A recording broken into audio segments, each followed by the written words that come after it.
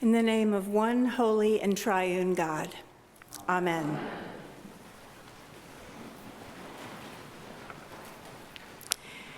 And the master commended the dishonest manager because he had acted shrewdly.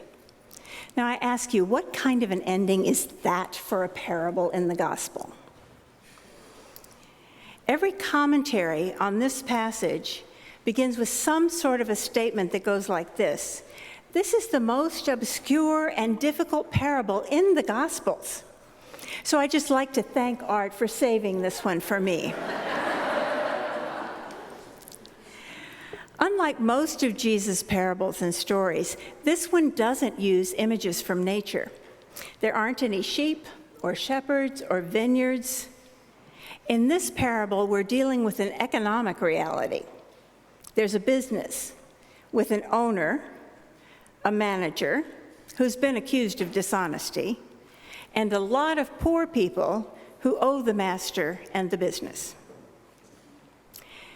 In the world of this parable in the first century, the master would have owned everything: the olive trees that produced the oil, the seed that was planted to produce wheat, the land, and probably the farmhouses where the tenants lived and the oxen that they used to work the land.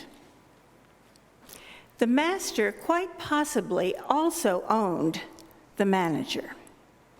Managers were often highly trained and valued and trusted slaves who were brought up in the master's house. So this manager, who has been dishonest, would have been part of the master's household. And that would have defined the manager's life in that community. Because relationship, not money, is the real currency of that culture and this economy. So when the master fires the manager for dishonesty, everything in the manager's world changes. The firing ruptures the relationship between him and the manager, with the master. He'd no longer belong in the master's household. And so he's really out on the streets. And there are no other management jobs to be had. He isn't suited to hard labor, and he can't bring himself to beg. So, of course, he's anxious about his security once the master tells him that he's being fired. So what does he do? He turns to his connections, and he works the system so that he can take care of himself. The manager capitalizes on his relationships with all the debtors. Now, at this time, managers often made their livelihood by adding a fee over and above what the tenants would have owed the master. Sometimes it was 10%, sometimes it was 40 or 50%, and it was just added to the whole debt. So what he does is he goes to the debtors and he tells them to reduce their bill by his cut. They're very grateful to him for this. It's a great discount. And so they're so grateful that because of the kind of culture we had, where hospitality was important and repaying people was important, they will take him into their own homes once he's cast out of the master's home. It's this shrewdness that the master commends in the dishonest manager. Like the manager, we also are often anxious about security and safety in the face of change. We fear losing jobs, friends, status, homes, health, independence, and we do what we can to mitigate or avoid altogether the losses that change brings. We turn to whatever promises safety: money, relationships, possessions, power, knowledge, science, policies, and lots of other things that our culture tells us that that's where security is to be found. But the reality is that none of this will give us real safety and security. My default idols when I feel anxious are knowledge and control.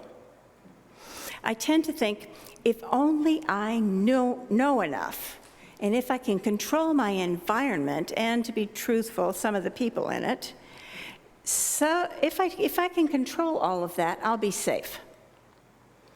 And I think if only I can organize my time well enough and control for interruptions, I'll be secure and be able to do a good job. If only I control my cash flow so I have enough in savings, I'll be happy. These aren't the only idols I sometimes serve, of course. Perfectionism and competence are pretty high up on the chart, too. And there's nothing intrinsically wrong with having knowledge or organization or savings or competence. None of those things are evil. They're good things. But when I look to them to find my ultimate security, they become idols, substitutes for God, who alone is our true safety. So think for a minute. What are you anxious about today?